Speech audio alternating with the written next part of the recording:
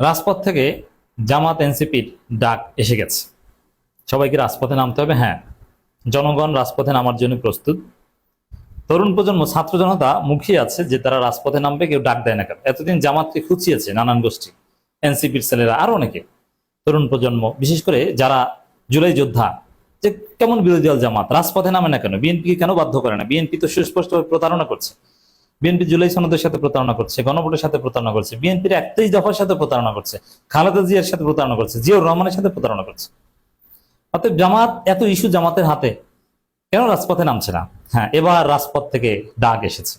এতদিন যারা বিরোধী দল হিসেবে জামাতের দুর্বলতা সমালোচনা করেছেন, এখন আপনারা রাজপথে নামেন কিনা এটা দেখার বিষয়। জামাতের প্রোগ্রামে জামাত শিবির তো থাকবেই, তারা আপনারা থাকেন কিনা। হ্যাঁ, 11 দলীয় জোটের প্রোগ্রাম, এখানে এনসিপিও থাকবে।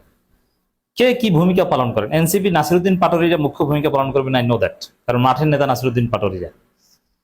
কিন্তু সাধারণ জনগণ, অ্যাক্টিভিস্ট, বুদ্ধিজীবী, সবাইকে নামতে হবে। অলরেডি শহীদুল আলমরা কার্যত মাঠে নেমে গিয়েছে। এই যে দেখেন, আলোকচিত্রী শহীদুল আলম এবং আন্তর্জাতিক খ্যাতি সম্পন্ন অ্যাক্টিভিস্ট, যিনি প্রচন্ড জামাত শিবির বিরোধী, মারাত্মকভাবে নারী ইস্যু থেকে শুরু করে নানান প্রশ্নে, সেই শহীদুল আলম এখন শিবিরের প্রোগ্রামে যাচ্ছে। এর মানে দেশকে বাঁচাতে হলে, 54 বছরের চোর পুলিশ খেলা থেকে জাতিকে মুক্তি করতে হলে, যে জুলাই বিপ্লবের ফলে যে মহান সুযোগ আমাদের সামনে এসেছে, এই সুযোগটা যদি হাতছাড়া না হয়, আমরা যেন সুফল পাই, এটা যদি নিশ্চিত করতে হয়, তাহলে এখনই রাজপথে নামতে হবে। অঙ্কুরেই, শুরুতেই বিএনপি সরকার যার দায়িত্ব নিয়েছে, শুরুতেই যদি বিএনপিকে একটা ডলা দেওয়া যায়, রাজপথে জরুরি আন্দোলন করা যায়, তাহলে বিএনপি জুলাই সনদ পরিপূর্ণভাবে মানতে বাধ্য হবে বলে আমরা মনে করি। দর্শক, এক্ষেত্রে সেনাবাহিনীর উদ্দেশ্যে আমরা কিছু জরুরি আহ্বান জানাতে চাই। সেনাবাহিনীর এখানে দায় আছে। সেনাবাহিনী বিপ্লবের সময়ও গুরুত্বপূর্ণ স্টেক হোল্ডার ছিল। জুলাই বিপ্লবে হাসিনার পতনে গুরুত্বপূর্ণ ভূমিকা পালন করেছে, যদিও তাদের দায় আছে। তারা গণহত্যাকারীদের পালাতে সহায়তা করেছে, নিরাপদ আশ্রয় নিয়ে তাদেরকে সেফ এক্সিট দিয়েছে। এই দায় তারা এড়াতে পারে না। কিন্তু তারপরেও হাসিনার পতনে তারা সহায়তা করেছে এবং পতন ত্বরান্বিত হয়েছে।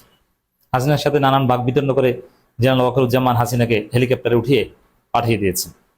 তো এই জায়গায় সেনাবাহিনী আমাদের বিপ্লবের পার্ট, এবং অন্তর্বর্তীকালীন সরকার, এটা কিন্তু সেনাবাহিনীর উদ্যোগেই গঠিত হয়েছে। হাসিনা পালানোর পর দৃশ্যপটে ছিলেন সেনাপ্রধান ওয়াকারুজ্জামান, এবং সেনাপ্রধানের সাথেই সর্বপ্রথম আলাপ আলোচনা হয়েছে। সরকার গঠন থেকে শুরু করে পরবর্তীতে আইন শৃঙ্খলা রক্ষা, সবকিছুতে সেনাবাহিনী গুরুত্বপূর্ণ ভূমিকা পালন করেছে। মানুষের দৃষ্টি ছিল সেনাবাহিনীর দিকে। অতএব সেনাবাহিনী is part and parcel of our revolution. সেই জায়গায় গণভোট বলেন, সবকিছুতে, এবং হাসিনা পতন থেকে শুরু করে বিপ্লব, সব জায়গায় সেনাবাহিনীর একটা রেলেভেন্স আছে। অতএব বিএনপি যেহেতু গণভোটের সাথে 70% জনগণের মতামতের সাথে বেইমানি করছে, প্রতারণা করছে, এই জন্য বিএনপিকে বাধ্য করার নৈতিক দায়বদ্ধতা সেনাবাহিনীর আছে। নইলে সেনাবাহিনীর সদস্যরা যেভাবে বিচারের মুখোমুখি হয়েছে, ডিজিএফ এর সদস্য হিসেবে, র্যাবের সদস্য হিসেবে গুম খুনের সাথে জড়িত, সেনাবাহিনী ইমেজ ক্ষুণ্ণ হয়েছে। এমনকি সেনাবাহিনী হাসিনার কারফিউর সময়ও জনগণের উপর গুলিও করেছে, যথেষ্ট গালি খেয়েছে, কিন্তু শেষের দিকে ভালো ভূমিকা পালন করে সেনাবাহিনী জনগণের প্রশংসা পেয়েছে। এই জন্য অতীতে সেই 2009 সালে যেরকম সেনাবাহিনীর মেরুদণ্ড ভেঙে দেওয়া হয়েছিল, সেনাবাহিনীকে ভারতপন্থী বানানো হয়েছিল, এখন যদি সেনাবাহিনী সত্যিকার অর্থে জনগণের সেনাবাহিনী হিসেবে নিজেদেরকে প্রতিষ্ঠা করতে চায়, তাদের হারানো গৌরব ফিরে পেতে চায়, তাদেরকে মুহূর্তে মুহূর্তে, সময় সময় জনগণের অধিকার রক্ষায় ওয়াচডগের ভূমিকা পালন করতে হবে। যেহেতু 24-এর বিপ্লবের সাথে সেনাবাহিনী রিলেভেন্ট, এই কারণে 24-এর বিপ্লবের বৈধতার একমাত্র ভিত্তি গণভোট। আর সেই গণভোটের সাথে যারা প্রতারণা করবে, তাদের বিরুদ্ধে সেনাবাহিনী অ্যাকশন নিবে বা তাদেরকে সতর্ক করে দিবে। এখানে দেখেন, সেনাবাহিনী, ডিজিএফআই, এদের কাছে বিএনপি ধরা আমরা যাই।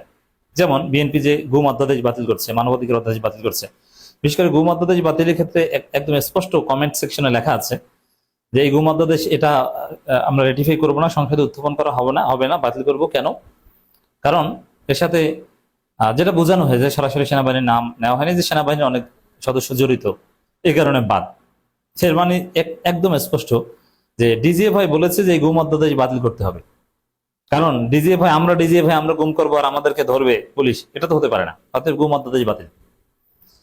অথচ বিএনপির লোকজনই গুমের শিকার ছিল। ইলিয়াস আলীর স্ত্রী যথেষ্ট কষ্ট পাচ্ছেন, মাননীয় এমপি, যে গুম অধ্যাদেশ বাতিল ডিজিএফআই কে খুশি করার জন্য। এই ডিজিএফআই গুম করেছে ইলিয়াস আলীকে, চৌধুরী আলম, আরো অনেক বিএনপির লোকজনই বেশি গুম হয়েছে। এবং বিএনপির লোকজন যাদেরকে গুম করেছে তাদের বেশিরভাগকে হত্যা করেছে। জামাতের যাদেরকে গুম করেছে তারা অনেকেই বেঁচে ফিরেছে, আবার অনেকে ফিরতে পারেনি।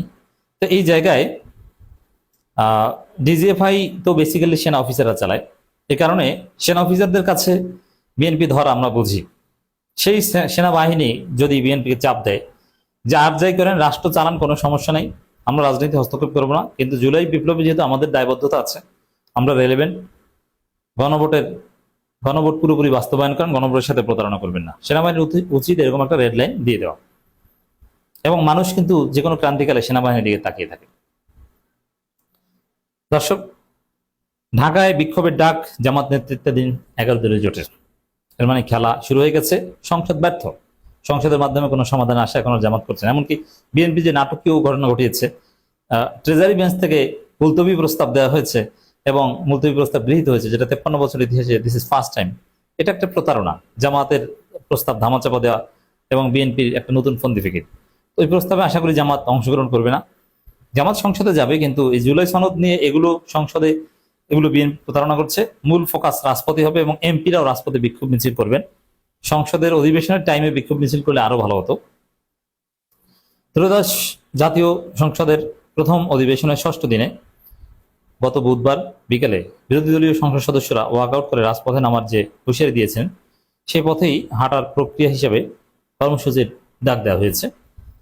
জুলাই সনদ কার্যকর এবং গণভোটের ফলাফল অনুযায়ী সংবিধান সংস্কারের দাবিতে আগামী 4 এপ্রিল জাতীয় মসজিদ বাইতুল মোকাররমের উত্তর গেটে বিক্ষোভ সমাবেশ করবে জামাত নেতৃত্বাধীন 11 দলীয় জোট। দেখেন, এখানে জামাতের এই কর্মসূচি ধীরে ধীরে প্যারাডাইম শিফট হবে। এখন জাতীয় মসজিদের উত্তর গেট থেকে শুরু হবে, এরপরে দেখবেন যে শাহবাগে, এরপরে মানববন্ধন, এক পর্যায়ে সমাবেশের ডাক হবে। ধীরে ধীরে রাজপথের কর্মসূচি মানিক মিয়া এভিনিউতে গিয়ে ঠেকবে এবং জনগণ এক পর্যায়ে কর্মসূচি দেবে যে সংসদ সদস্যদের ঘেরাও করা হবে, স্বরাষ্ট্রমন্ত্রী প্রধানমন্ত্রী গাড়ি থামিয়ে দেওয়া হবে, পরিস্থিতি সেদিকে যাবে। অতএব সময় মতো বিএনপির টনক নড়লে বিএনপির জন্যই ভালো, নইলে বিএনপি সেনাবাহিনী থেকে শুরু করে বিভিন্ন মহল থেকে মারাত্মক ঝুঁকির মধ্যে পড়তে পারে, এটা অনিবার্য। এমনকি তারেক রহমানকে লন্ডনে ফিরে যেতে হতে পারে, কারণ বিএনপি আগুন নিয়ে খেলছে। গণভোটের রায়ের সাথে প্রতারণা করা মানে আগুন নিয়ে খেলা করা, আর এই আগুন নিয়ে খেলা খেলার পরিণতি অত্যন্ত ভয়াবহ হতে পারে। জুলাই সনদ কার্যকর এবং গণভোটের ফলাফল অনুযায়ী সংবিধান সংস্কারের দাবিতে এটা অনুষ্ঠিত হবে। রাজধানীর গুলশানে বৈঠক শেষে সাংবাদিকদের এই কথা জানান 12 দলীয় ঐক্যের সমন্বয়ক ও জামাত ইসলাম সহকারী সেক্রেটারি জেনারেল হামিদুর রহমান আজাদ। এর আগে বেলা 12টায় জামাত আমির ডাক্তার শফিকুর রহমানের সভাপতিত্বে বৈঠকে অংশ নেন ঐক্যের অন্যান্য দলের শীর্ষ নেতারা। এর মানে এটা ছোটখাটো জাস্ট কোনো কর্মসূচি নয়, that is very serious programme. কারণ একদম আমিরে জামাত কিন্তু থাকার কথা, আমিরে জামাত নিজে সমন্বয় করে এই বৈঠক করেছেন এবং এই সিদ্ধান্ত নিয়েছেন, বিক্ষোভের ডাক দিয়েছেন। তো বিক্ষোভ তো যা শুরু, সামনে এরকম আরো বিক্ষোভ আপনারা দেখবেন। এক কথা যদি বলি যে সংসদ ব্যর্থ, রাজনীতি রাজপথে গড়িয়েছে। আমরাও আহ্বান জানাই যে জামাত এনসিপি যে রাজপথে ডাক দিয়েছে, আসুন আমরা সবাই বিক্ষোভ মিছিলে সামিল হই।